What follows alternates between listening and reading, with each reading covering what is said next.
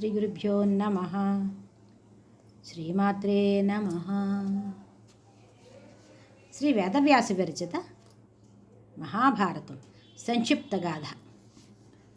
నారాయణం నమస్కృత్య నరం చైవ నరోత్తమం దేవీం సరస్వతీం వ్యాసం తతో జయముదీరయేత్. వ్యాసం వసిష్ఠనప్తారం శక్తే పౌత్రమకల్మషం పరాశరాత్మజం వందే సుఖతాతం తపోనిధిం. ఓం నమో భగవతే వాసుదేవాయ. కథా ప్రారంభం. అరణ్యపర్వం 31వ భాగం. జనమేజయ మహారాజా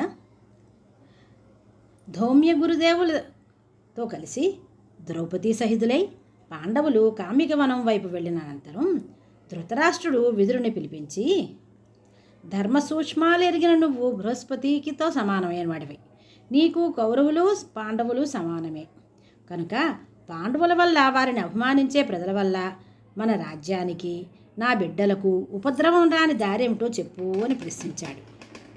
దానికి విదురుడు, ప్రభు, రాజ్యం సుఖశాంతులతో ఉండాలన్నా, ప్రజాభిమానం ప్రభుగణానికి కావాలన్నా ధర్మప్రధాన సత్యబద్ధులమై నడవాలి. ఇప్పుడు పాండవులను పిలిపించి వారి రాజ్యభాగం వారికి అర్పించి వారిని శాంతచిత్తులను చేసుకోవడమే శరణ్యం. పరధనానికి ఆశపడడం న్యాయం కాదు. శకుని సలహాలను పాటించక పాండవులను చేరదీసి మనశ్శాంతి పొందండి అన్నాడు విదురుడు.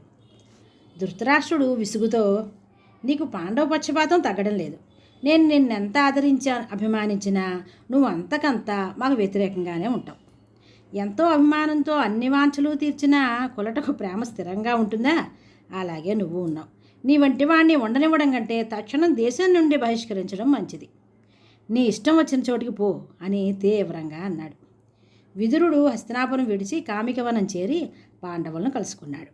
ధృతరాష్ట్రుడు తనని బహిష్కరించిన విషయం ప్రస్తావిస్తూ, షష్ఠి పూర్తి అయిన పురుషుడిని వివాహమాడిన ముగ్ధ ఆ భర్త మీద అనురాగం పెంచుకోలేదు. అలాగే ధృతరాష్ట్రుడు ధర్మబోధ పట్ల విముఖంగా ఉన్నాడు. తామరాకు మీద జలబిందువుల ఆయన మీద నా నీతి వాక్యాలు నడుస్తున్నాయి. మీరు కూడా జోదానికి దిగవద్దని చెప్పినా పెడచెవినే పెట్టారు. ఇప్పుడైనా మీరు సత్యధర్మాలను విడవకుండా ఓరిమితో ఉండండి. క్షమాశీలుడు లోకాన్ని జయిస్తాడు అంటూ వారికి హితబోధ చేశాడు. వారితోనే కాలం గడుపుతున్నాడు. ఈ వార్త విన్న ధృతరాష్ట్రుని మనసు వికలమైంది. సంజయుని పిలిచి తక్షణం వెళ్ళి ఎక్కడున్నా సరే విదురుని తీసుకురమ్మన్నాడు. సంజయుడు కామికవనానికి రాగానే ధర్మరాజు స్వాగత మర్యాదలు జరిపి విశేషాలు అడిగాడు.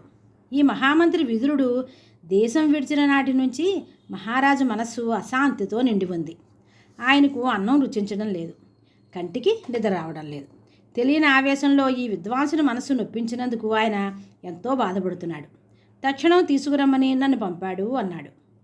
విదురుడు సంజయంతో బయలుదేరాడు. విదురుడు మళ్ళీ హస్తినాపురానికి తిరిగి రావడం, ధృతరాష్ట్రుడే ఆయనని పిలిపించడం దుర్యోధనునికి విపరీతమైన వ్యధ కలిగించింది. శకుని, దుశ్శాసనుడు కర్ణులతో సమావేశం జరిపి మళ్ళీ వచ్చాడు ఆ పాండవ పక్షపాతి విదురుడు. ఈ ధీమంతుడు మన మహారాజుతో మాట్లాడి పాండవులను వనవాసం నుండి తప్పించే ప్రయత్నం చేస్తాడు. అంతకంటే నాకు అవమానం లేదు. అవమానం కంటే అభిమానజనుడికి మరణం మేలు కనుక నేను ఆత్మహత్య చేసుకోవడానికి నిశ్చయించుకున్నాను అన్నాడు. అది విని శకుని, దుర్యోధన, నువ్వు మరీ పసివాడిలా ఉన్నావు. సత్యప్రతిజ్ఞుడైన ధర్మరాజు తిరిగి రాడు. ఒకవేళ వచ్చినా మనం వారి పాలనలో లోపాలు కనిపెట్టి పదభ్రష్టులను చేద్దాం. ఆ భావము దుర్యోధనుడికి నచ్చలేదని గ్రహించి కర్ణుడు, రారాజా, మీ శ్రేయస్సు కొరకు మేము ఏదైనా చేయగలం. మనం ఇప్పుడే వెళ్ళి పాండవులను అడవులలోనే సంహరిద్దాం. వారు ప్రస్తుతం క్లేశాలతో దుఃఖభారంతో ఉన్నారు. ఈ సమయంలో వారిని కడదేర్చడం మనకు సులభం అన్నాడు. ఆ ఆలోచన అందరికీ ఆనందదాయకమైంది. ఆయుధాగారం వైపు నడిచారు వారు.